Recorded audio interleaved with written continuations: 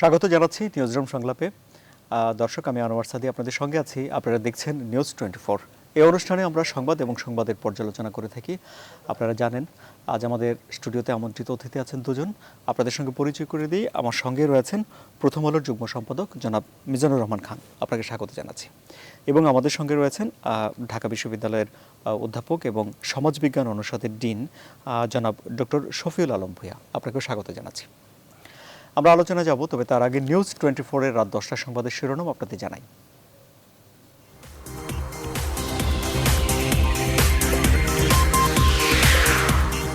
রাজধানীতে চাঁদা ছাড়া ঘোরে না গণপরিবহনের টাকা, দিনে কয়েক লাখ টাকা হাতিয়ে নেওয়ার অভিযোগ। সীমানা পুনর্নির্ধারণে ভোটার সংখ্যা ও আয়তন বিবেচনা করতে চায় ইসি, প্রয়োজনে আইন সংশোধন। খালেদা জিয়ার বিরুদ্ধে অনুমতি ছাড়া বিদেশ যাওয়ার অভিযোগ, পালিয়ে গেছেন, কেউ বিশ্বাস করবে না বলছেন ফখরুল। বাংলাদেশিদের জন্য আরও কড়াকড়ি হচ্ছে ইউরোপের ভিসা, দেশের ভাবমূর্তিতে নেতিবাচক প্রভাবের আশঙ্কা। ভারতের চতুর্দশ রাষ্ট্রপতি এনডিএ প্রার্থী রামনাথ কোবিন্দ শপথ 25 জুলাই, হাসিনা খালেদার অভিনন্দন।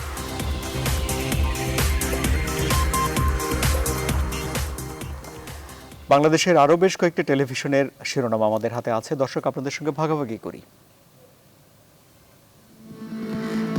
সাগরে নিম্নচাপের প্রভাবে সারা দেশে টানা বৃষ্টি, মধ্যাঞ্চলের বন্যা দীর্ঘস্থায়ী হওয়ার আশঙ্কা। রাস্তাঘাটে তো চলাই যায় না, মাঝা পর্যন্ত তলায় যায়, পরে গাড়ির মোটর ব্রিজ যায়। বাচ্চা নিয়ে আশা লাগতেছে জ্বর জারি হবে, পরের দিন তো আর পরীক্ষা দিতে পারবে না। আজকের ভোগান্তি এই যে ফেরিতে যাইতেছি, বৃষ্টিতে ভিজতেছি।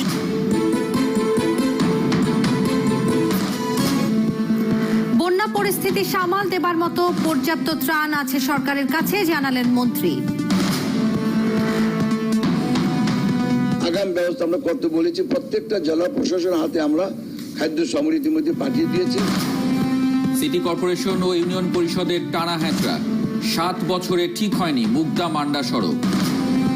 আমরা যাতায়াত করতে পারি না, রিক্সা চলা যায় না, অনেক সময় রিক্সা আমরা ভাঙ্গা চলে গাতা ভিতরে পড়ে যায়। ইউনিয়ন পরিষদের কাজ না, তারা বলছে যে সংসদ সদস্যের রাস্তার কাজ। ট্যানারি সরে যাওয়া আর টানা বৃষ্টিতে দূষণ কমেছে বুড়িগঙ্গায়, কমেছে দুর্গন্ধ, মিলছে মাছও। আগে বর্ষাতে ছিল ময়লা পানি, কাদা পানি, এখন বর্ষাতে মনে করেন যে এখন ভালো মাছ পাওয়া যায়। এইবার আল্লাহর মতে মনে করেন যে সারাদিন নদীর পাড়ে বৈশা থাকলেও মনে করেন 700-800 টাকা। ভারতের নতুন প্রেসিডেন্ট হলেন রামনাথ কোবিন্দ, শপথ নেবেন 25 জুলাই।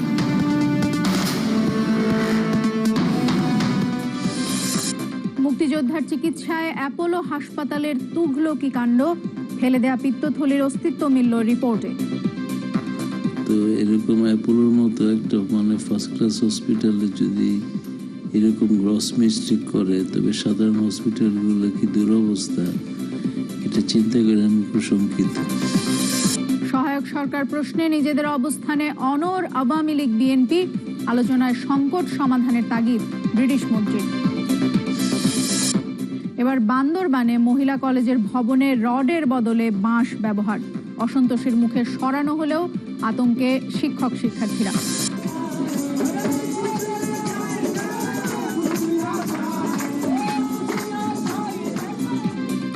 ভারতের 14তম রাষ্ট্রপতি হলেন দলিত নেতা রামনাথ কোবিন্দ, শপথ 25 জুলাই, মোদি ও শেখ হাসিনার শুভেচ্ছা। বাংলাদেশে বেড়েছে সন্ত্রাসবাদ আর দমনে তৎপর সরকার, যুক্তরাষ্ট্র। খালেদা জিয়ার গ্রেপ্তারি পরোয়ানার আবেদনের শুনানি 24 জুলাই। আন্দোলনের মুখে ঢাবি অধিভুক্ত কলেজের পরীক্ষার তারিখ চূড়ান্ত। ঢাকার জলজট যানজট নিরসনে দরকার দীর্ঘমেয়াদী পরিকল্পনা। এবং ভারতের নতুন রাষ্ট্রপতি রামনাথ কোবিন্দ।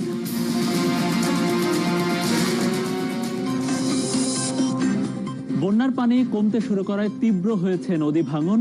সিরাজগঞ্জে ধসে গেছে চৌহালি রক্ষা বাঁধের বড় অংশ, অনেকে বসত ভিটা হারিয়ে এখন দিশেহারা। বাড়িঘর সবকিছু বিলীন হয়ে যাচ্ছে, আমরা অসহায়, এখন বাড়িঘর নিয়ে কোথায় যাবো, কোন কিনারে খুঁজে পাচ্ছি না।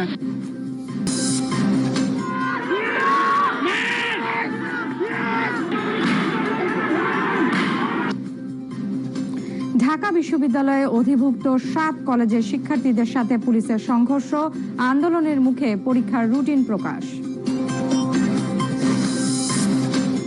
শিক্ষা খাতে দুর্নীতি দমনে আটঘাট বেঁধে মাঠে নেমেছে দুদক। মন্ত্রী বললেন, অনিয়ম থাকলেও তা ঠেকানো কঠিন। রাজধানীতে বায়ু দূষণের পরিমাণ 3 বছরে দ্বিগুণ, ফুসফুসের সংক্রমণ সহ নানা রোগে ভুগছে 25% শিশু।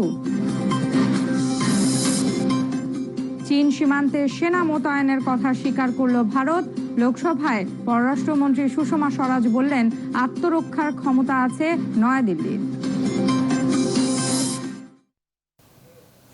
জি, আমরা আলোচনা শুরু করে মিজান ভাই আপনাকে দিয়ে।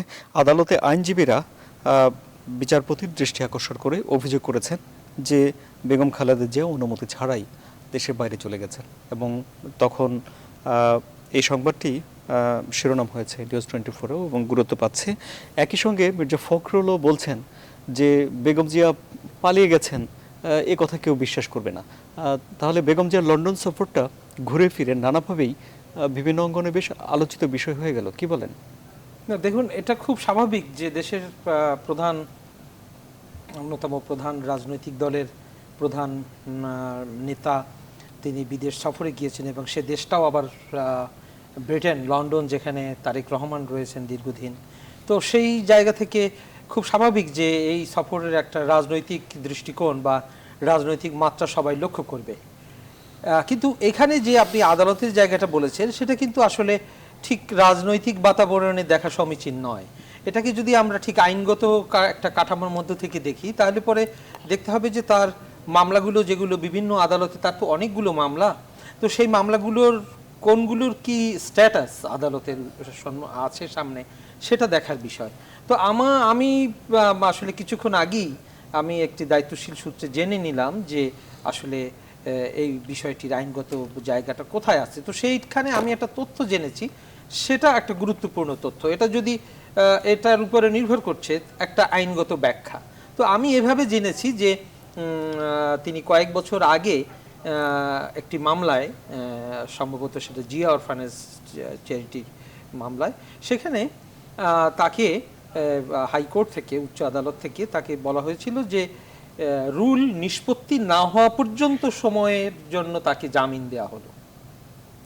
তার মানে হচ্ছে কি, এবং সেই রুলের নিষ্পত্তি এখনো হয়নি। তো যদি সেটা হয়ে থাকে, তাহলে ব্যাখ্যাটা হবে এরকমের যে তিনি একটি জামিনের প্রক্রিয়ার মধ্যে রয়েছেন, কিন্তু সেটি শর্ত সাপেক্ষ। শর্ত সাপেক্ষ হচ্ছে, এটা সবসময় এটা থাকে, কারণ এটা একটা কোয়ালিফাইড ব্যাপার থাকে। মানে হাইকোর্ট এরকমের জামিনের সুবিধা দেওয়ার পরেও একটা কথাটা জুড়ে দেন যে যদি বা না লেখা থাকলেও এটা ধরে নিতে হবে যে এই কথাটা ওখানে আছে।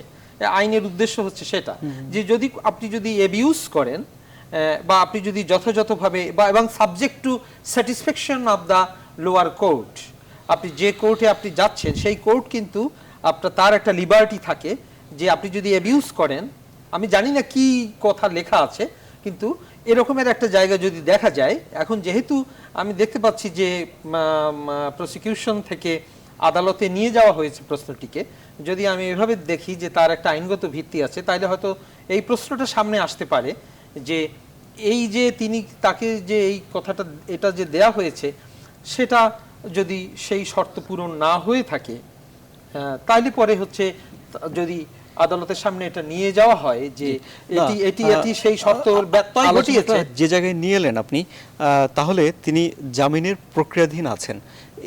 এই অবস্থায় কি তিনি দেশের বাইরে যেতে পারেন না আপনার আলোচনা থেকে এই প্রশ্ন ওঠে না? সেটা হচ্ছে যে সেটাই আমি বলছি যে এখন দেখেন, সেখানে হয় কি, অনেকগুলো প্রশ্নের সঙ্গে একটি যথাযথ প্রক্রিয়ার বিষয় থাকে। ধরুন এখানে তিনি সাবেক প্রধানমন্ত্রী দুবারের, এবং তিনি একটি প্রধান রাজনৈতিক দলের নেতা। আমরা অত্যন্ত গুরুত্বপূর্ণ পদে তিনি রয়েছেন, কোনো সন্দেহ নেই।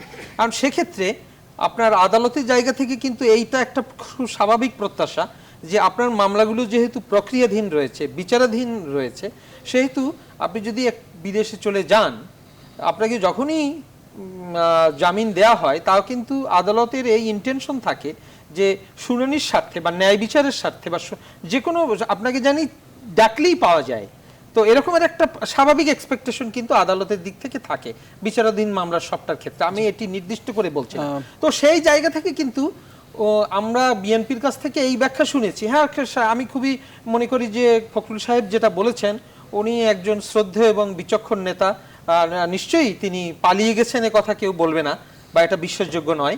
কিন্তু একই সঙ্গে এটা দেখার বিষয় যে তিনি আদালতের কাছে এটা কিন্তু অবহিত করা বা আদালতের অনুমতি সাপেক্ষে যাওয়া, এর যে একটি যুক্তি রয়েছে, এই যুক্তিকে কিন্তু একেবারে উপেক্ষা করে দেখা যাবে না। এখন একটু একটা প্রশ্ন উঠে সেক্ষেত্রে যে আদালতে তো বেগম জিয়া আইনজীবীর মাধ্যমে নিজেকে উপস্থাপন করেছেন, বা আদালতের প্রক্রিয়া যদি এরকম হয় যে একজন অভিযুক্ত ব্যক্তি বা যেই মামলা করতে যাচ্ছে তিনি আইনজীবীর মাধ্যমে আদালতে নিজেকে উপস্থাপন করেন, তাহলে আদালতকে জানানোর দায়ভার কি সরাসরি খালেদা জিয়ার উপর পড়ছে নাকি তার নির্বাচিত আইনজীবীর? দেখুন, এটা আপনার একটা খুব টেকনিক্যাল প্রশ্ন, কিন্তু সেটার উত্তর এই যে সম্ভাব্য একটা উত্তর এই হতে পারে যে সেক্ষেত্রে আদালতের যে ক্লায়েন্ট এটা কিন্তু ওই যে মক্কেলের সঙ্গে আইনজীবীর একটি সম্পর্ক, এবং সেই ক্ষেত্রে এই তথ্যটা দেখেন অনেকগুলো তথ্য আমাদের সামনে নেই,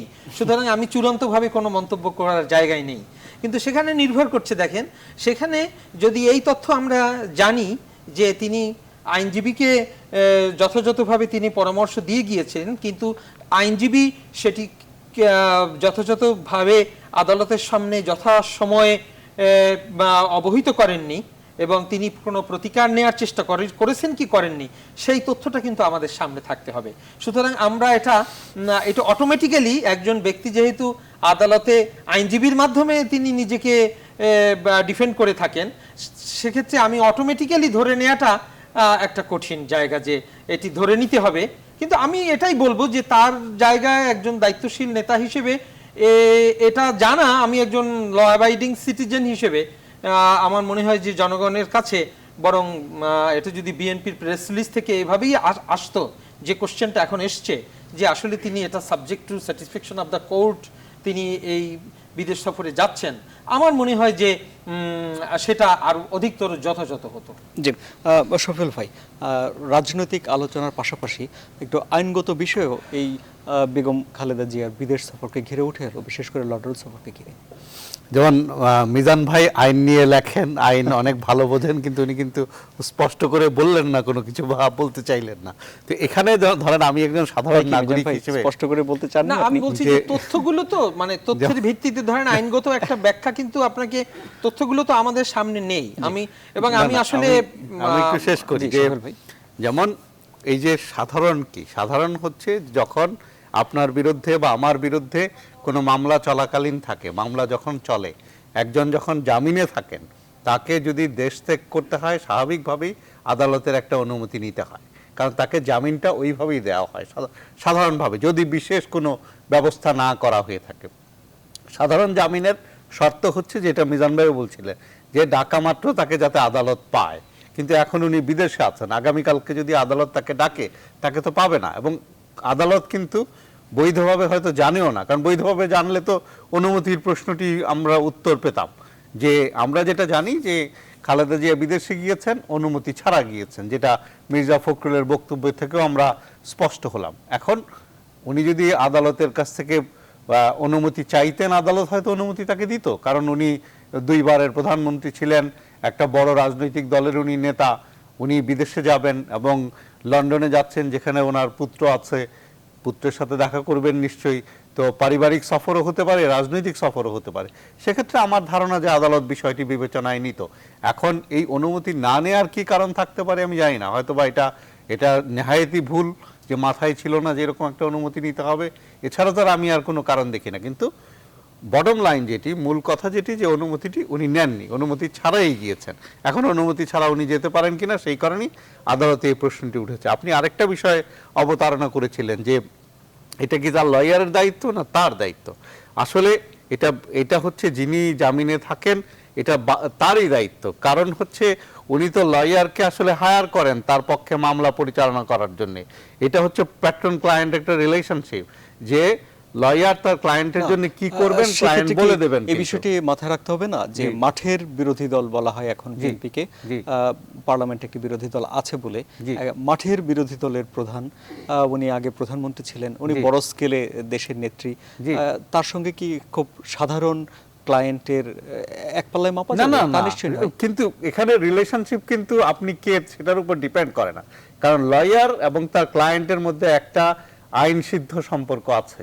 সেটা হলো যে যদি ক্লায়েন্ট ধরেন আমার আইনজীবীর যে আমার সাথে যে সম্পর্ক, প্রধানমন্ত্রীর আইনজীবীরও তার সাথে সেই সম্পর্ক আইনের দৃষ্টিতে, তো সেক্ষেত্রে উনি যদি তার আইনজীবীকে পূর্ণ দায়িত্ব দিয়ে থাকেন যে আমি যা যা করি, যা যা আইনের দৃষ্টিতে করণীয় সবকিছু আপনি আদালতকে অবহিত করবেন, সবকিছু আপনি খেয়াল রাখবেন, তাইলে একটা কথা। কিন্তু এই লয়ার খেয়াল রাখছেন কি রাখছেন না সেটা কিন্তু তার আর লয়ারের মধ্যে এটা নির্ধারিত হবে। কিন্তু আদালত কিন্তু ধরবে যিনি মানছেন না তাকেই, যার বিরুদ্ধে মামলা হয়েছে, যিনি জামিনে আছেন আদালত তার কাছেই জবাবদিহিটা চাইবে। জি, কিন্তু এই সফরের একটি রাজনৈতিক আলোচনাও আসছে। আজকে তো প্রথম আলো পত্রিকায় একটু আগে দেখে এলাম যে ওখানে বিএনপি নেতারা সংবাদ সম্মেলন করছেন, আমির খসরু মোহাম্মদ চৌধুরী আছেন, আরও অনেকেই আছেন, ছবি দেখা গেল প্রথম আলোতে। তাহলে কি বিএনপির রাজনীতি কি এখন লন্ডনের সফর বিএনপির রাজনীতির গতিপথ নির্ধারণ করে দেবে? অবশ্যই। ধরেন লন্ডনের সাথে তো বিএনপির একটা গুরুত্বপূর্ণ সম্পর্ক আছে, কারণ লন্ডনে তারেক রহমান আছেন। তারেক রহমান বিএনপির একজন গুরুত্বপূর্ণ নেতা। তো তারেক রহমানের সাথে আলাপ আলোচনা সাপেক্ষেই আপনি জানেন যে বিএনপির পার্টির মধ্যে খালেদা জিয়ার যতটা প্রভাব রয়েছে তারেক রহমানের প্রভাবও কোনো অংশে কম না। তো তারেক রহমান টেলিফোনে বিভিন্ন সময় খালেদা জিয়াকে পরামর্শ দেন বলে আমরা গণমাধ্যমে দেখেছি এবং পত্রপত্রিকায় পড়েছি। তো সেক্ষেত্রে দলের একজন গুরুত্বপূর্ণ নেতা এবং যখন খালেদা জিয়া সফরে যাচ্ছেন তার সফর সঙ্গী হিসেবে বিএনপির অন্যান্য নেতাকর্মীরা যাবেন, এটা খুবই স্বাভাবিক। এবং সেখানে গিয়ে তারা আলাপ আলোচনা করবেন, বিশেষ করে সামনে যখন কিছুদিন পরেই নির্বাচন হওয়ার একটা সম্ভাবনা, সেই নির্বাচনে বিএনপি কিভাবে অংশগ্রহণ করবে। আমরা গণমাধ্যমে দেখেছি যে বিএনপি খালেদা জিয়া লন্ডন থেকে ফিরে এই যে নির্বাচনী সহায়ক সরকারের ফর্মুলা দেবেন, এরকম নানা কথা গণমাধ্যমে এসেছে। তো সেক্ষেত্রে লন্ডনে বসে তারা আলাপ আলোচনা করবেন, এটা একটা স্বাভাবিক ঘটনা। আরেকটা বিষয় হচ্ছে আপনি দেখেন বাংলাদেশের রাজনীতিতে গত 7-8 বছরে বিএনপি কিন্তু বিভিন্নভাবে বিদেশি শক্তিকে ব্যবহার করে সরকারকে প্রভাবিত করার চেষ্টা করেছে। বাংলাদেশের রাজনীতির গতি প্রকৃতি কি হবে সেটা নির্ধারণ করার ক্ষেত্রে বহিঃশক্তির সমর্থন চেয়েছে, তারা বিভিন্ন সময় বিভিন্ন জায়গার দ্বারস্থ হয়েছে এবং বাংলাদেশের রাজনীতিতে এটা অস্বাভাবিক ঘটনা না, কিন্তু এটি ঘটেছে। তো সেক্ষেত্রে লন্ডনে তারা যাচ্ছেন, এটাকে আমি একটা স্বাভাবিক ঘটনা হিসেবেই দেখি। জি, সিনিয়র সাংবাদিক কাজী সিরাজ একটি আর্টিকেল লিখেছেন, তিনি টকশোতে বলেছেনও যে বেগম জিয়া এই সফরে গিয়ে তার যে আন্তর্জাতিক মিত্র আছে তাদের সঙ্গে সম্পর্ক আরও ঝালিয়ে নেওয়ার উদ্যোগ নেবেন, আর যাদের সঙ্গে মিত্রতা একটু কম আছে তাদের সঙ্গে একটু ঘনিষ্ঠতা বাড়ানোর চেষ্টা করবেন রাজনৈতিকভাবে। এভাবে কি মূল্যায়িত হচ্ছে এই সফর? তাহলে আমি আপনার এই প্রসঙ্গে আসি, তবে একটু আগে আপনি বলছিলেন যে তিনি একটি বড় রাজনৈতিক দলের নেতা। আসলে এটা একটা দুর্ভাগ্য আমাদের দেশের ধারণাগত জায়গা থেকে। সেটার অবশ্য আমাদের সংস্কৃতিতে সেটার কারণটা খুঁজতে হবে, যে আমরা অনেক সময় এই যে রুল অফ লয়ের যে ধ্যান ধারণা, সেখানে কিন্তু আপনি কত উঁচু জায়গায় কত উঁচু পদে রয়েছেন, আরেকজন সাধারণ মানুষ কতটা সে তার পদমর্যাদা দিয়ে কিন্তু আসলে বিশেষ করে আইনের জায়গাটার যে দাবি সেটা পূরণ হয় না। মানে অর্থাৎ হচ্ছে যে আপনি যত উঁচু পদ জায়গাতেই থাকুন না কেন, আইনের শর্ত সেটা একজন রিকশাওয়ালার জন্য যা একজন প্রধানমন্ত্রী, একজন সাবেক প্রধানমন্ত্রীর জন্য একই। সেই যে সে কারণে আমাদের মধ্যে যে এবং আসলে আপনি যেটা বলছেন সেটা আমি খণ্ডন করছি না, কিন্তু আমি বলছি যে এটা আমাদের একটা বিভ্রম। এটা থেকে দেখুন, এটা থেকে আমাদের বেরোতে হবে। আমরা অনেক সময় ব্যক্তিকে আমরা এই কথাটা বলি না, আসলে আমরা আইনের জায়গায় দেখেন, আমি গত সপ্তাহে সুইজারল্যান্ডের একটা শহরে ছিলাম, সেখানে আমাদের একজন ওই শহরের একজন কাউন্সিলর, তিনি কাউন্সিলর হয়েছেন নির্বাচিত, ওই শহরের জন্য ইতিহাসে এটা প্রথম ঘটনা। তো আমরা একটা খেতে বসেছি, কিন্তু তারপরে প্রায় বেরিয়ে আসার সময় তার নজরে এসছে ওই শহরের মেয়রও ওখানে আছেন। অর্থাৎ কেউ কোনো নজরই দিচ্ছে না তার দিকে, কারণ দেওয়ার কোনো প্রয়োজন নেই। কিন্তু এটা আমাদের সমাজে এরকমের একটা জায়গা যে আমি একজন বিশেষ একজন মেয়র এসেছেন বলে তো আমাদের কোনো রেস্টুরেন্টে বা কোনো এলাকায় এই সেখানে কোনো লোক খেয়াল করবে না, এটা তো হতে পারে না। সুতরাং ওই যে আমরা আমাদের এই কালচারটা বদলাতে হবে আসলে, এবং এটাই বাইরে এটাই ঘটে। কেউ কোনো একটা পদমর্যাদার জন্য কাউকে বিশেষভাবে কাউকে ফোকাসে রাখা হয় না, এবং ভাবা হয় না যে তার জন্য আইন একরকম, আমার জন্য আরেক রকম। এনিওয়ে, আপনি যে কথাটা আলোচনাটা শুরু করি, একটা বিরতি নেই। এই আলোচনার সঙ্গে আরো কিছু যোগ করারও আছে। আওয়ামী লীগের সাধারণ সম্পাদক ওবায়দুল কাদের বলেছেন, লন্ডন মার্কা সহায়ক সরকারের উপর রেখা জনগণ মানবেন না। রাজনৈতিক দিকটি নিয়ে বিরতি থেকে ফিরে এসে সহায়ক সরকারের লন্ডনে একটা সহায়ক সরকারের রূপরেখা আছে, আমি ওটা সমর্থক, আমি এটা বলবো। আচ্ছা, ফিরে এসে আমরা এই বিষয়ে আলোচনা করব। আমাদের সঙ্গে আছেন জনাব ডক্টর শফিউল আলম ভূঁইয়া, তিনি ঢাকা বিশ্ববিদ্যালয়ের সমাজবিজ্ঞান অনুষদের ডিন, এবং আমাদের সঙ্গে আছেন জনাব মিজানুর রহমান খান, আপনারা জানেন তিনি প্রথম আলোর যুগ্ম সম্পাদক। আমাদের সঙ্গে থাকুন দর্শক।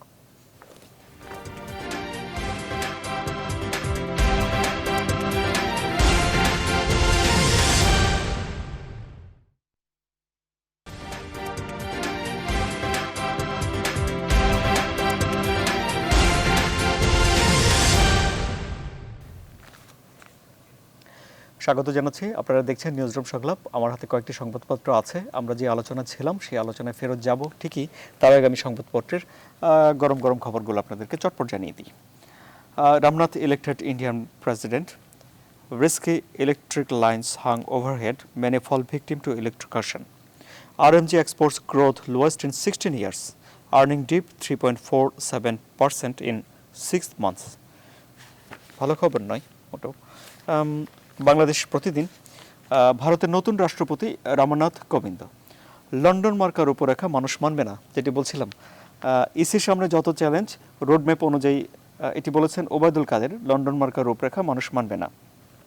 পালানোর অভ্যাস আওয়ামী লীগের, বিএনপির নয়, এটি বলছেন মির্জা ফখরুল। বেশ পাল্টাপাল্টি মন্তব্য দুজনের। ইসির সামনে যত চ্যালেঞ্জ, রোডম্যাপ অনুযায়ী সামনে চলা, সংলাপ বাস্তবায়ন, সীমানা নির্ধারণ, প্রশ্নহীন 6 সিটি কর্পোরেশনের নির্বাচন, আগামী জাতীয় নির্বাচনে সব দলের অংশগ্রহণ, আস্থার সংকট কাটিয়ে ওঠা চ্যালেঞ্জ, বলছেন সোহেল হোসেন। তৈরি করতে হবে লেভেল প্লেইং ফিল্ড, হাফিজউদ্দিন খান বলছেন। শাহবাগে পুলিশ শিক্ষার্থী সংঘর্ষ, 15 জন আহত। 57 ধারা বাতিলের সোচ্চার সবাই, ডিজিটাল নিরাপত্তা আইনের 19 ধারার সঙ্গে 57 ধারার পার্থক্য শুধু শাস্তিতে, এটি সাফমার্ক গোলটেবিল। সম্পাদক পরিষদের একটি সভা হয়েছে, সেখানে তারা বলেছেন সংবিধান পরিপন্থী ও স্বাধীন মত প্রকাশের হুমকি 57 ধারা। কালের কণ্ঠ, মূল প্রতিবেদন অচল, ঢাকা অচল গাড়ি স্ট্যান্ডে। প্রধানমন্ত্রী বললেন মাদক ঠেকাতে নাফ নদে মাছ ধরা বন্ধ। সম্পাদক পরিষদের সভা, 57 ধারা সংবিধান পরিপন্থী, স্বাধীন মত প্রকাশের প্রতি হুমকি। অন্য দেশে হাম কমলেও বাড়ছে বাংলাদেশে, শীর্ষ আক্রান্ত দেশের তালিকায় এখন 6ষ্ঠ স্থানে বাংলাদেশ। চলতি মাসে 2431 জন রোগী শনাক্ত। গুরুত্বপূর্ণ সিদ্ধান্ত আসবে খালেদার লন্ডন সফরে, আসন্ন নির্বাচনে বিএনপির প্রার্থী তালিকা চূড়ান্ত হবে। আমি একটু 2 লাইন পড়ে শোনাই মিজান ভাই।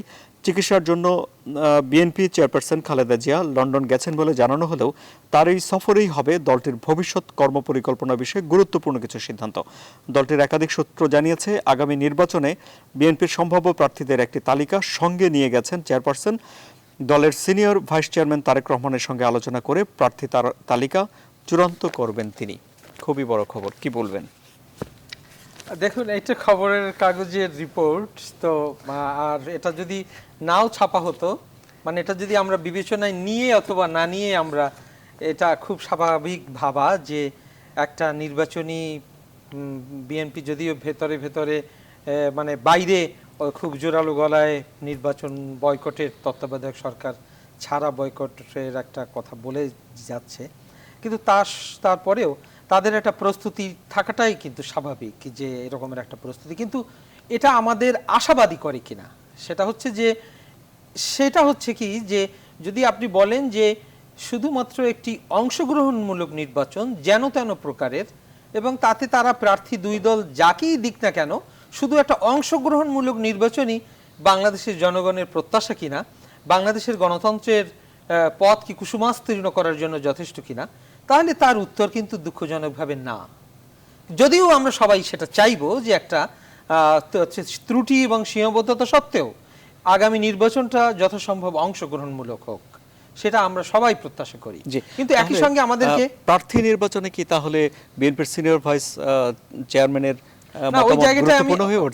ওই জায়গাটা আমি আসছি। দেখুন, অলিখিতভাবে এখানে এই এই জায়গাটা একটা প্যারাডক্সিক্যাল। আপনি দেখেন যে একটা আমরা সবাই এটা যদি মানি এবং এটাকে আপনি যেহেতু এটাকে গুরুত্ব দিচ্ছেন, আপনি দেখেন আপনি কিন্তু কথাটা হারিয়ে যাচ্ছিল, আপনি কথাটাকে সামনে আনছেন যে তারেক রহমান সিনিয়র। না, আমি বলছি এটাই ভ্যালিড আপনার মিডিয়ার এই, আমি এরপরই আমি আমাদের কন্ট্রাডিকশনটা দেখাচ্ছি।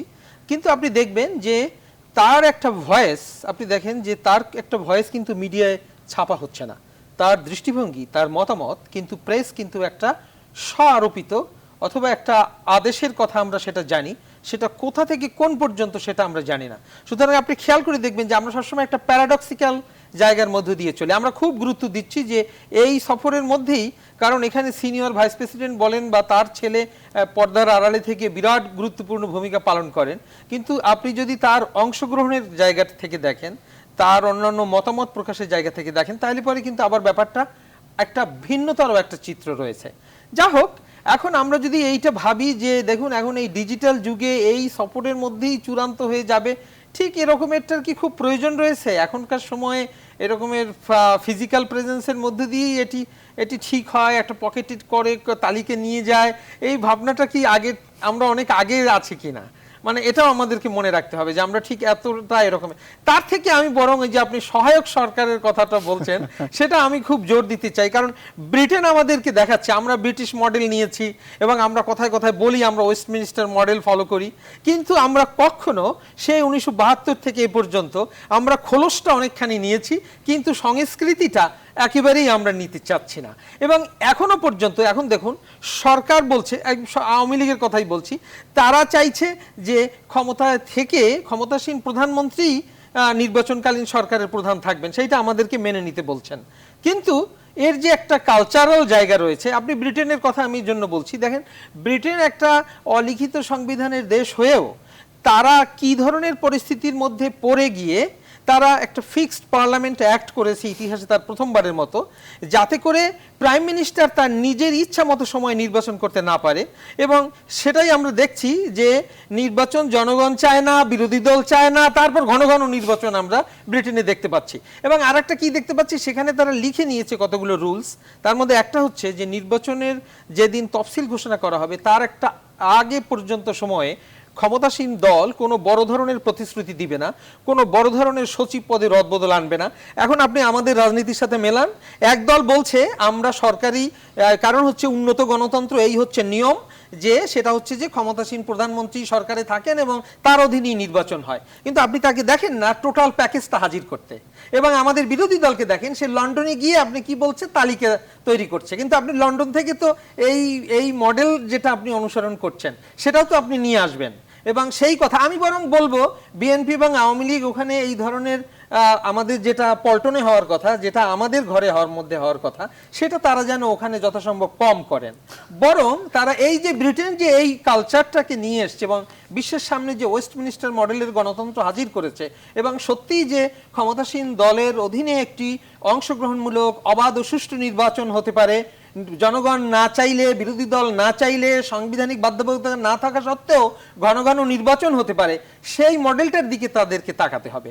এবং আজকে আমি খুব খুশি হব যদি সরকারি দল বলে যে আমি বিরোধী দলের জন্য এই প্যাকেজ হাজির করেছি, যে অন্তত ব্রিটেন যেখানে গিয়ে বেগম খালেদা জিয়া এবং তার দল গণতন্ত্রের নতুন করে দীক্ষা নিচ্ছেন বা সেখান থেকে একটা গণতন্ত্রের পদক দিবেন, তো সেই জায়গা থেকে যদি আমরা এটা শুনতে পাই যে আসলে আমাদের জায়গায় এই প্যাকেজ আমাদের সামনে রয়েছে, আমরা সেটা দিচ্ছি। এবং একটা খেয়াল করে দেখবেন আমাদের এখানে নির্বাচন সামনে আসছে এবং আমরা কিন্তু একটি নির্বাচনী সহায়ক সরকার যেটা বিরোধী দলকে নিয়ে করার কথা, সেটা সেই ফর্মুলা কিন্তু একটা রয়েছে, সেটা আমরা কিন্তু সরকারি দলের কাছ থেকে এখনো পাচ্ছি না। এই আলোচনা আপনার কাছে আমি ফিরবো, এই বিস্তারিত অবশ্যই শুনবো, কিন্তু শফিউল ভাই তাহলে কি প্রার্থীর তালিকা ওখানেই এখন ঠিক হয়ে যাবে প্রতিবেদন যেমনটি বলছে? এটা আপনাদের প্রতিবেদন, আপনারা বলতে পারবেন যে আপনাদের প্রতিবেদন কতটা বস্তুনিষ্ঠ এবং কতটা তথ্য নির্ভর।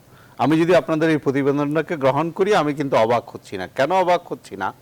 যে তারেক রহমান একটা গুরুত্বপূর্ণ ভূমিকা পালন করেন প্রার্থী নির্বাচনে, সেটাই হয়তো এখানে প্রকাশ পেয়েছে। এবং এটা থেকে যে জিনিসটা আমি আলোচনায় আনতে চাই সেটি হলো যে বিএনপি নির্বাচনে আসার জন্য তৈরি হচ্ছে। এটা গণতন্ত্রের জন্য কিন্তু একটা ভালো খবর যে আমাদের প্রধান রাজপথের বিরোধী দল নির্বাচনে অংশগ্রহণ করার জন্য প্রস্তুতি নিচ্ছে। এবং তার জন্য তারা প্রার্থী তালিকা প্রণয়ন করছে, এবং খালেদা জিয়া কিন্তু লন্ডনে ব্রিটিশ ডেমোক্রেসি শেখার জন্য যাননি। উনি আসলে যেটা হয় বাংলাদেশের রাজনীতিবিদরা যেটা করেন বিরোধী দলে থাকলে, যে খালেদা জিয়া এই মুহূর্তে যেটা করছেন, এটা আমার hypothesis, I may be wrong, যে ওইখানে ব্রিটেনে আপনার যারা সরকারে আছেন, ব্রিটেনের এমপি মন্ত্রী লর্ড, তাদের সাথে চেষ্টা করবেন দেখা করার, যেটি বলছিলেন যে তার পুরনো মিত্র নতুন মিত্রদের সাথে দেখা করে তার অবস্থানটা তুলে ধরে সরকারের উপর একটা চাপ সৃষ্টি করা যায় কিনা, সেরকম একটা মুভমেন্ট থাকতে পারে। কারণ সাধারণত আমাদের বিরোধী দলের নেতা নেত্রীরা যখন বিদেশে যান তখন এই কাজটা তারা করেন। এটা হচ্ছে একটা দিক। আরেকটা হচ্ছে যে তারেক রহমানের সাথে যেটা যে আজকে টেলিকমিউনিকেশনের উন্নতির ফলে একেবারে প্রতি মুহূর্তে আমরা টেলিকনফারেন্সিং এর মধ্য দিয়ে কথা বলতে পারি বা ইন্টারনেটে যোগাযোগ করতে পারি, কিন্তু সেই যোগাযোগ আর ফেস টু ফেস যোগাযোগের মধ্যে একটা আকাশ পাতাল ব্যবধান আছে। ফেস টু ফেস যোগাযোগে অনেক বেশি আন্তরিক পরিবেশে হয়, অনেক খোলামেলা হয়। তো সবাই মিলে তারেক রহমান সহ একটা সভা করে আপনার এই যে প্রার্থী মনোনয়ন ঠিক করে। এর ঝুঁকিটা কি? ঝুঁকিটা হলো যে ধরেন এই যে বিএনপির যে সমস্ত নেতাকর্মী আজকে এখানে রাজপথে তারা যে আমি যদি আন্দোলন বলি, সেই অগ্নি সন্ত্রাস থেকে শুরু করে তাদের কিছু নেতাকর্মী তো এই ধরনের সংগ্রামে এই ধরনের সহিংসতাতে ইনভলভ ছিল, তারা পার্টির জন্য এই কাজটা করেছে। এখন তারা মূল্যায়িত হবে কিনা, নাকি ইভেন এই যে প্রার্থী তালিকা যে ঠিক হবে সেক্ষেত্রে বিএনপির তৃণমূলের মতামত প্রতিফলিত হবে, নাকি না তারেক রহমান লন্ডনে বসে ঠিক করে দেবেন, এই প্রশ্নটি সামনে আসে। আরেকটা প্রশ্ন সামনে আসে যে তারেক রহমানের স্ট্যাটাসটা কি আসলে। তারেক রহমান কিন্তু চিকিৎসার কথা বলে, তারেক রহমানের বিরুদ্ধেও কিন্তু অনেকগুলো মামলা আমাদের আদালতে আছে, উনি চিকিৎসার কথা বলে লন্ডনে অবস্থান করছেন। তো এরকম চিকিৎসার কথা বলে লন্ডনে অবস্থান করে কি দলীয় কর্মকাণ্ডে অংশগ্রহণ করতে পারেন কিনা, এই প্রশ্নটিও কিন্তু সামনে চলে আসে। তো যেটি মূল কথা সেটি হলো যে এই যে লন্ডন সফরে এই যে রাজনীতি, তারপরে ধরেন আলোচনা, প্রার্থী তালিকা নির্ধারণ করা, এটাই যদি হয়ে থাকে এটাও আবার আমাদের গণতন্ত্রের জন্য একটা অশনি সংকেত যে আমাদের এখানে বসে পার্টির সম্মেলন করে পার্টির তৃণমূলের নেতাকর্মীদের সাথে কথা বলে প্রার্থী ঠিক করার কথা, সেখানে যদি একজন ভাইস প্রেসিডেন্টের সাথে তার পরামর্শে সকল প্রার্থী ঠিক করে ফেলা হয়, তাহলে সেক্ষেত্রে এটা গণতন্ত্রের জন্য মোটেও সুখবর নয়। মিজান ভাই, গণতন্ত্রের জন্য অশনি সংকেত বলছেন উনি। দেখুন এটা খুব কনফিউজিং, মানে আমাদের সাবকন্টিনেন্টের ইতিহাসে যদি দেখেন তো এটা হওয়া উচিত নয়, মোটেই সমীচীন নয়। কিন্তু আমরা পাকিস্তানের রাজনীতির দিকে যদি দেখেন তাহলে পরে পাকিস্তান আপনার সাম্প্রতিক বছরগুলোতে যেসব বড় ধরনের সাংবিধানিক সংস্কার নিয়ে এসছে তার মূল ভিত্তিটা তৈরি হয়েছিল যখন নওয়াজ শরীফ এবং বেনজির ভুট্টো দুজনেই নির্বাসিত ছিলেন এবং তারা এটা মনে হয় দুবাইয়ে বা লন্ডনে সাইন হয়েছিল, তারা ডেমোক্রেটিক চার্টারে সই করেছিলেন যে তারা কি কি গণতন্ত্রের প্রতিষ্ঠানগুলোকে শক্তিশালী করার জন্য। আমি এটা অবশ্যই কোনোভাবে আপনি এটা আমাকে ভুল বোঝা হবে যে এই বিএনপি যেটা করছে সেটাকে কোনোভাবে আমি কোনো বেনিফিট দিতে চাইছি, মোটেই তা নয়। আমি তথ্য হিসেবে বলছি এবং এটা একটা আক্ষেপের বিষয় যে এগুলো হওয়া উচিত নয়, কিন্তু আমাদের সাবকন্টিনেন্টে আমরা এটা দেখছি যে সেইখানে দেখেন সেই যে সনদে সই হয়েছিল, তারপরে বিচারক নিয়োগ থেকে শুরু করে বড় বড় ইভেন নির্বাচন কমিশন গঠনে যে বাইপার্টিজান ভিত্তিতে কিভাবে করা যায় এবং ফেয়ার একটা প্রসেসের মধ্য দিয়ে কি করা যায়, সেক্ষেত্রে লিটারালি আমি কখনোই পাকিস্তানকে আমাদের গণতন্ত্র শেখার জন্য ওটা বলবো না। আমাদের এখানে যে সংবেদনশীলতা রয়েছে তার প্রতি আমার সম্পূর্ণ শ্রদ্ধা রয়েছে। কিন্তু প্যারাডক্স আবার এখানেও যে তারা যেসব কনস্টিটিউশনাল স্কিম সেই সনদের ভিত্তিতে করেছে সেগুলো খুবই প্রার্থিত এবং প্রত্যাশিত বিষয়, সেগুলো যে কোনো জাতিরাষ্ট্রের জীবনে সেগুলোর, আমি আবারও বলছি, কালচারটা নয়, থিওরিটিক্যালি মানে তারা একটা ব্লেন্ড করেছে, আমেরিকান এবং ব্রিটিশ সিস্টেম একটা ব্লেন্ড করে একটা ব্যবস্থা তারা কনস্টিটিউশন, এবং সেটা ইট ইজ ফাংশনিং, সেটা কাজ করছে। বিচারকরা একটা হিয়ারিং এর মধ্য দিয়ে প্রধান বিচারপতি, বিচারপতিগণ, নির্বাচন কমিশন এবং অন্যান্য সব কনস্টিটিউশনাল ফাংশনারিজরা সেটা করছেন। ইন্ডিয়ান অথররাও বলছেন যে পাকিস্তানের ওই মডেলটা ইন্ডিয়াতেও নেওয়া উচিত, এবং আমি মনে করি পাকিস্তানের দিকে তাকিয়ে নয়, ওটা অনেক উন্নত দেশ অনেক জায়গায় করেছে। আমি তো শুধু বললাম যে এই সাবকন্টিনেন্টে কিন্তু এই উদাহরণটাও রয়েছে। সুতরাং আমি এটা বলবো যে হ্যাঁ, অশনি সংকেত ওই অর্থে যে যখনই আমাদের দেশের কোনো ওই যে একটা আপনি বলছেন আমাদের বিরোধী দল যখন যে থাকে তখন তার বৈদেশিক প্রভাব বা বিদেশি বন্ধুদেরকে তার দিকে দৃষ্টি আকর্ষণ করে নিজের রাজনীতিতে এটা একটা প্রভাব বিস্তার করানোর। কাজী সিরাজ বলেছেন না, ওটা কাজী, এটা নতুন কোনো কথা নয়, ওটা নতুন কোনো কথা না। এটা সব বিরোধী দল, এই সাবকন্টিনেন্টের বিরোধী দল যারাই এরকমের বিপদে পড়েছে তাদেরকেই আমরা বাইরে এরকমের দেখেছি। মিডল ইস্টেও যদি আপনি দেখেন, ওই আপনি যেখানে যেখানে এই বিরোধী দলকে যথেষ্ট অথরিটেরিয়ান রুল হয়েছে, সেখানেও আমরা দেখি যে আপনার এই প্যারিস, ব্যাংকক, লন্ডন, এগুলো এক একটা হাব। হ্যাঁ, আপনি এদের যেতে যেতে দেখবেন অনেক দেশের পার্লামেন্ট ওখানে।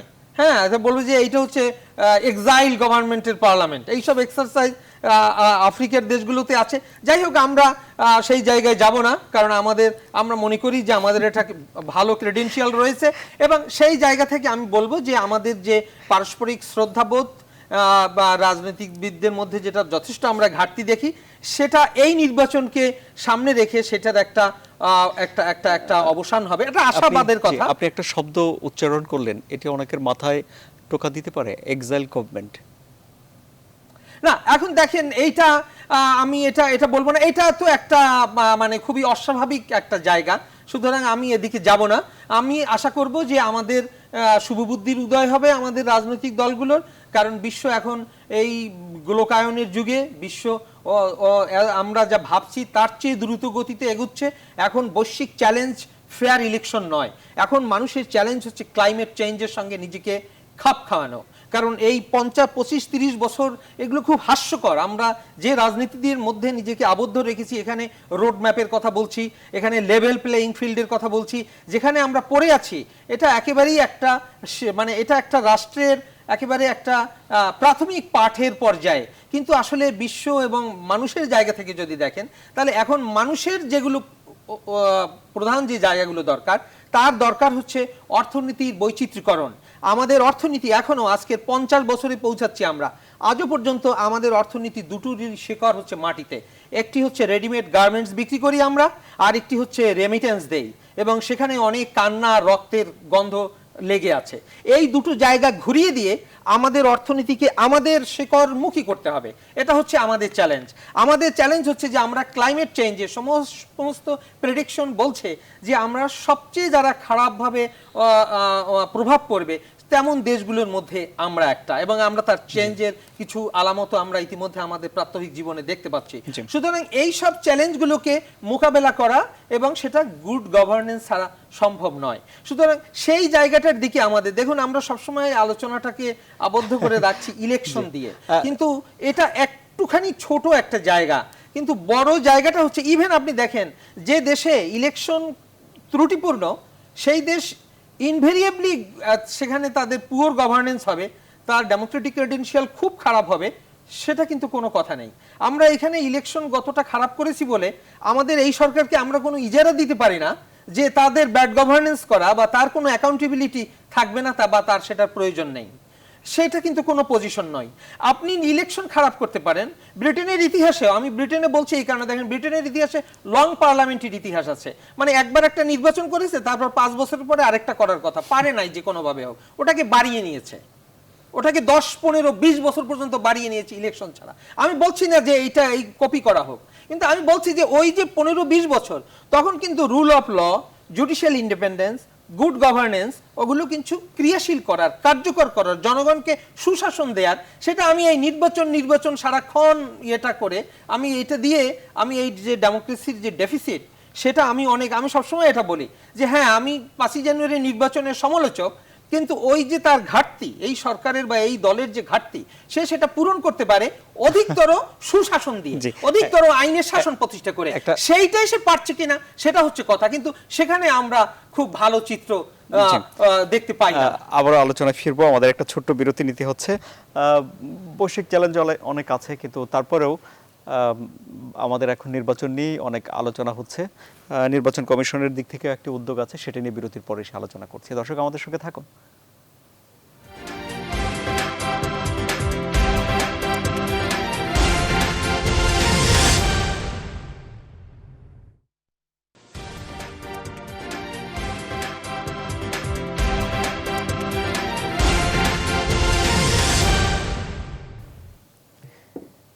আবারও স্বাগত।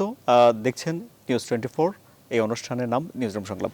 শফিউল ভাই, নির্বাচন কমিশনের একজন কমিশনার সাংবাদিকদের সঙ্গে কথা বলেছেন। তিনি বলেছেন যে জনগণের যে সংখ্যা তার অনুপাতের সঙ্গে ভোটার সংখ্যা এবং আয়তন এই সব বিষয়গুলোকে বিবেচনা করতে চায় ইসি, এবং এজন্যে যদি দরকার হয় তাহলে তারা আইনও সংশোধন করতে চায়।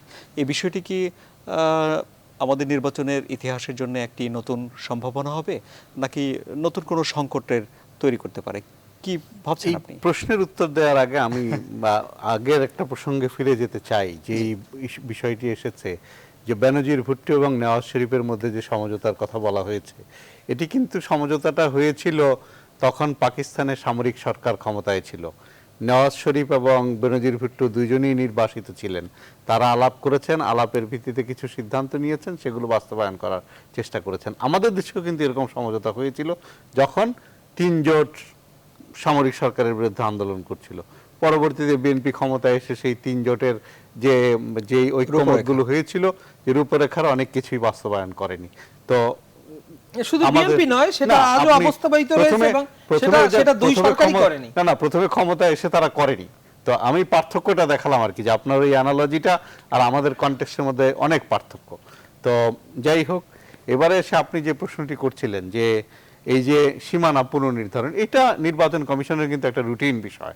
এর আগেও কিন্তু নির্বাচন কমিশন এই বিষয়টি করেছে, যে যদি কোনো নির্বাচনী এলাকায়, ধরেন আমাদের যে 300 নির্বাচনী এলাকা যদি ধরি আমরা জাতীয় সংসদের, সেখানে যদি দেখা যায় যে কোনো নির্বাচনী এলাকা অস্বাভাবিক রকমের বড় বা অস্বাভাবিক রকমের ভোটারের সংখ্যা কম বা বেশি, আয়তন অনেক কম বা বেশি, তো সেক্ষেত্রে ইসি এই ধরনের সমন্বয় করতেই পারে। তো এবং সেক্ষেত্রে যে সকল নির্বাচনী এলাকাগুলোর মধ্যে একটা যদি ব্যালেন্স আনা যায়, সেটা যদি প্রয়োজন হয় সুষ্ঠু নির্বাচনের জন্য বা ইসির কর্মকাণ্ড পরিচালনা করার জন্য, সেক্ষেত্রে ইলেকশন কমিশন কিন্তু এগুলো করতেই পারে। তো এইটা ইলেকশন কমিশন যেই রোডম্যাপ দিয়েছে তার একটা অংশ। আরও যে গুরুত্বপূর্ণ বিষয়টা নির্বাচন কমিশনের আছে, সেটা হলো যে প্রয়োজনে তারা নির্বাচনী আইন সংস্কার করতে চায়। তারপরে ধরেন নির্বাচন প্রক্রিয়াকে সুষ্ঠু এবং অংশগ্রহণমূলক করার জন্য তারা ডায়ালগের কথাও বলেছে। তো আমি মনে করি যে এই মুহূর্তে বাংলাদেশের রাজনীতি যে পর্যায়ে আছে, যে সামনেই একটা ধরেন বছর খানেকের মধ্যে একটা নির্বাচন হবে, বা 2018 শেষ দিকে বা 19-এর শুরুতে, তো সেই নির্বাচনটাকে সুষ্ঠু এবং অংশগ্রহণমূলক করার জন্য নির্বাচন কমিশন তারা দাবি করছে যে তারা চেষ্টা করছে। আমরাও আশা করব যে তারা তাদের চেষ্টাটা অব্যাহত রাখবে, এবং সেটা করার জন্যই কিন্তু নির্বাচন কমিশনকে প্রয়োজনে আইন সংস্কার করতে হতে পারে। কারণ একটা শক্তিশালী নির্বাচন কমিশন ছাড়া বা একটা ভালো নির্বাচন কিন্তু সম্ভব না। এবং আমাদের নির্বাচন কমিশনের যথেষ্ট ক্ষমতা আছে, প্রয়োজনে যদি আরো ক্ষমতার দরকার হয় তারা সেটা বিবেচনা করতে পারে যে সাংবিধানিক কাঠামোর মধ্যে। তো এখন আমাদের মূল লক্ষ্য একজন সাধারণ নাগরিক হিসেবে আমরা দেখতে চাই যে একটা সুষ্ঠু নিরপেক্ষ নির্বাচন। এখন এই কেন দরকার এই নির্বাচন? গণতন্ত্রের জন্যই দরকার, যে সবাই অংশগ্রহণ করুক নির্বাচনে এবং জনগণ তার পছন্দ মতো প্রার্থী বেছে নিক। তো তার জন্য নির্বাচন কমিশন এই কাজগুলো শুরু করেছে। তো হ্যাঁ, আমাদের যেটা ঘাটতি, ধরেন উন্নত গণতন্ত্রের সাথে আমাদের পার্থক্যটা কোন জায়গায়? আমাদের পার্থক্যটা হচ্ছে যে আমরা গণতান্ত্রিক প্রতিষ্ঠানগুলোকে ডেভেলপ করতে পারিনি। কিছু কিছু ক্ষেত্রে আমাদের অগ্রগতি হয়েছে, যেমন ধরেন আপনি যদি বিচার বিভাগের কথা বলেন, আমাদের যে উচ্চ আদালত স্বাধীন, কারণ উচ্চ আদালত যে রায় দিচ্ছে, যেমন এই যে ধরেন বিচারপতিদের অভিশংসন নিয়ে যে রায় উচ্চ আদালত দিয়েছে, সেখানেই স্পষ্ট যে উচ্চ আদালতের উপরে সরকারের নিয়ন্ত্রণ নাই, থাকার কথাও না, উচ্চ আদালত স্বাধীন। তো এই যে কিছু কিছু জায়গায় আমাদের অগ্রগতি হয়েছে, অগ্রগতিটা কাঙ্ক্ষিত মাত্রায় হয়নি। না হওয়ারও কারণ আছে।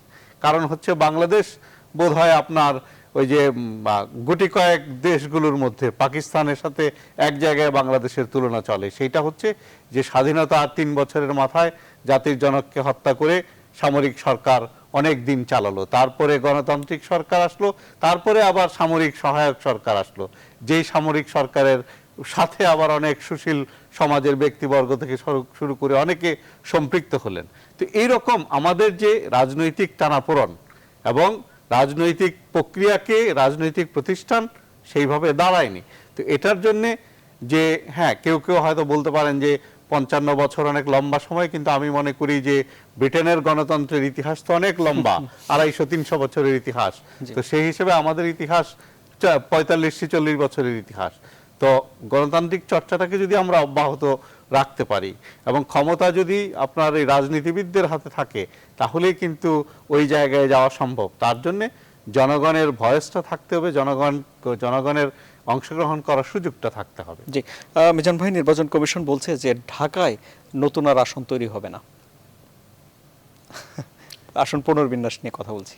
দেখুন, পুনর্বিন্যাসটার এটার কিন্তু একটা বিরাট রাজনৈতিক মাত্রা থাকে। যদিও এটা দেখা যায় যে এটা একটা কারিগরি দিক, যে মানুষ বেশি বেড়ে গিয়েছে, তো সুতরাং সেই জনসংখ্যার অনুপাতে আমি মানে নির্দোষ বিষয় হলো, হ্যাঁ, জিনিসটাকে আপাত দৃষ্টিতে যতটা নিরীহ দেখায়, বিষয়টি শেষ পর্যন্ত নিরীহ থাকে না, এবং কোনো কোনো ক্ষেত্রে এর একটা ব্যাপক রাজনৈতিক জায়গা তৈরি হওয়ার সুযোগ থাকে। কোথায় কিভাবে হবে আমি তার সাবজেক্টিভ আলোচনায় যাব না। তবে ইভেন পাশ্চাত্যেও গেরিমেন্ডারিং নামে একটি পরিভাষার বিরাট প্রচলন রয়েছে, যার অর্থ হচ্ছে যে আপনি আপনার রাজনৈতিক উদ্দেশ্য এবং স্বার্থকে পূরণ করতে গিয়ে আপনি এই নির্বাচনী আসন ব্যবস্থাকে বা সীমানা পুনর্নির্ধারণের কাজকে এমনভাবে নিজের মতো করে কাজে লাগাবেন, এটাকে এক শব্দে গেরিমেন্ডারিং। তো এখন কথাটা হচ্ছে যে এই যে আপনার এই যে অবস্থাটা আপনি দেখছেন, তো এই অবস্থাটা আমাদের এখানে আরো বেশি মাত্রায় এটা হতে পারে। আশঙ্কা করছেন আপনি? না, হতে পারে। আমি বলছি যে আমি এটা যে হবেই তা নয়, কিন্তু এটা কেউ সুযোগ থেকে যায়। হ্যাঁ, কোনো কেউ এটাকে, সুতরাং এদিকে নজর দেওয়ার বা এদিকে সচেতন দৃষ্টি রাখার কথা অনেকেরই হয়তো এই বিষয়ে সজাগ দৃষ্টি থাকবে। আপনি ঢাকার আসনের কথা বলছেন, এটাও আপনি দেখেন, এটা একটা লিগ্যালিস্টিক জায়গা থেকে আপনার এটা দেখার জায়গা নয়। আপনাকে এটা কিন্তু একটা আপনার এর একটা পলিটিক্যাল ডিসিশনের একটা জায়গা। যেমন ঢাকা, আপনার ধরুন 200 বছরের ঢাকা 2 মিনিটে ভাগ, এটা আমরা দেখেছি। এখন আপনি এটা বলবেন যে এর একটা আইন করে ফেলার পরে এটা, কিন্তু ডিসিশনটা তো রাজনৈতিকভাবে হয়েছে। এখন এইখানে কয়টা আসন দিয়ে আপনি ঢাকায়, আপনি যদি এখন এটা প্ল্যান করেন যে আপনি এটা একটা যদি ফোর্সি করেন যে আমি 7.5 কোটি মানুষের দেশে 300 আসন দিয়ে যাত্রা শুরু করেছিলাম, তাহলে আপনি যদি সেই জনসংখ্যার আপনি যদি প্রতিনিধিত্বশীলতা ভাবেন, এখন তো বিশ্বে একটা পার্লামেন্টারি ব্যবস্থার একটা ব্যাপক উন্নয়ন ঘটেছে। একটা কত জনসংখ্যায় কত মানুষ কত আসনে কিভাবে এর একটা কিন্তু মোটামুটি একটা জায়গা দাঁড়িয়েছে। তো সেক্ষেত্রে তো আমাদের 300 আসন থাকার কথা নয়, এই 300 আসন অনেক বেড়ে যাওয়ার কথা। এখন আপনি ঢাকাকে বলছেন, আগেই আপনি একটা পূর্ব সিদ্ধান্ত দিচ্ছেন। এটা যেমন ঢাকাকে রাজনৈতিক কারণে দুভাগ করা হয়েছে, আমি মনে করি যে আগেই যদি আপনি আপনি এটা কোথা থেকে পেয়েছেন আপনার? এটা নিউজ হয়েছে, এটা আচ্ছা, যাই হোক, আমি এটা জানি না। যদি কেউ এটা বলে থাকে যে পূর্ব আরোপিত যে ঢাকা আমি এটা করব, তাহলে আপনি বলতে হবে যে কেন ঢাকাকে আপনি করবেন? তাহলে কি আপনার ঢাকার যে প্রপোর্শনেটলি আপনি ভাবছেন, সেটা আপনি সারা দেশের কথা আপনি ভেবে করছেন কিনা? দেখেন, এই জন্য আমি বলছি যে একটা ফেয়ার ইলেকশন, আপনি দেখেন রোড ম্যাপ, আপনি এই যে সীমানা পুনর্বিন্যাস করা, এইটা করার তার এখতিয়ার আছে। এগুলোকে আমরা পিসমিল হিসেবে আপনি দেখেছি। আপনি দেখেন বিচার বিভাগের স্বাধীনতার প্রশ্ন, আমাদের কিছু লোকজন যদি আমরা এভাবে বলি যে আমাদের একটা ধরেন রায় এসছে যে 16th অ্যামেন্ডমেন্ট, এটা যদি আমরা বলি বিচ্ছিন্নভাবে যে এটা হচ্ছে বিচার বিভাগের স্বাধীনতার উদাহরণ, আমি সেটাকে সাপোর্ট করব।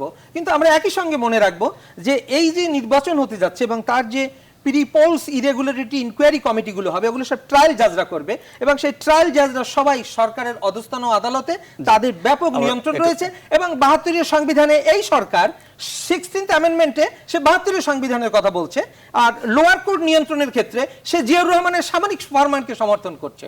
এই প্যারাডক্সিক্যাল যে জায়গা, এগুলোর আমাদের অবসান। আমি শফিউল ভাইয়ের কাছে একটি শব্দ বলি, জেরিমেন্ডারিং। কি বলবেন আপনি? না, এটা তো হচ্ছে যে মূল জেরিম্যান্ডারিং এর মিনিংটা কি, যে আপনি মূল ফোকাস থেকে অন্যদিকে সরে যাওয়া। যে এখন এক্ষেত্রে ধরেন যে ইলেকশন কমিশনকে আমি অন্তত বলতে চাই না যে তারা ফোকাস থেকে সরে যাচ্ছে, তাদেরকে নিয়োগ দেওয়া হয়েছে, তারা মনে করছে যে একটা সুষ্ঠু এবং অংশগ্রহণমূলক নির্বাচনের জন্য এই কাজগুলো করা দরকার। তো আমরা দেখি তারা কি করে, কারণ তারা তো মাত্র যাত্রা শুরু করেছে। তারপরে তাদের কাজের মূল্যায়ন আমরা করব, তাদের মেয়াদের শেষ দিকে বা সময় আরো যেতে হবে।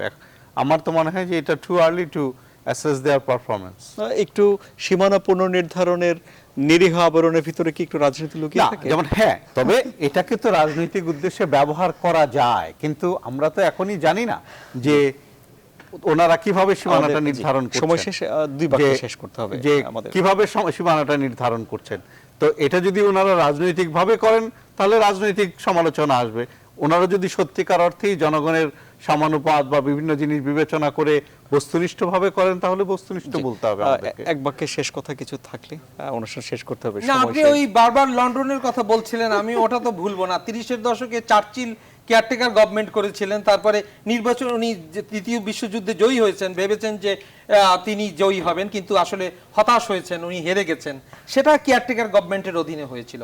ঠিক কেয়ারটেকার গভর্নমেন্ট শব্দটা কিন্তু ব্যবহার করা হয়েছে। সুতরাং কেয়ারটেকার গভর্নমেন্ট ইটসেলফ শব্দটি কোনো অশুদ্ধ বা অশৌচ কোনো শব্দ নয়। তো ওটাকে আমাদের রাজনীতিবিদরা যদি তাদের ওই ব্রিটেনের কালচারটা ধারণ করে, যেটা আমি বলছি যে আপনি পার্টি ইন পাওয়ারে থেকেও আপনি যে আচরণটা আপনি করতে পারেন, সেটি যদি আমাদের একটা লিখিত রূপে আমি দেখতে চাই, তো আমি আশা করব যে আমাদের সরকারি দল যারা আমাদেরকে আস্থা রাখতে চায়, থাকতে বলছেন, তারা যেন সেটি ব্রিটেন থেকে ওই কপিটা অনুসরণ করে।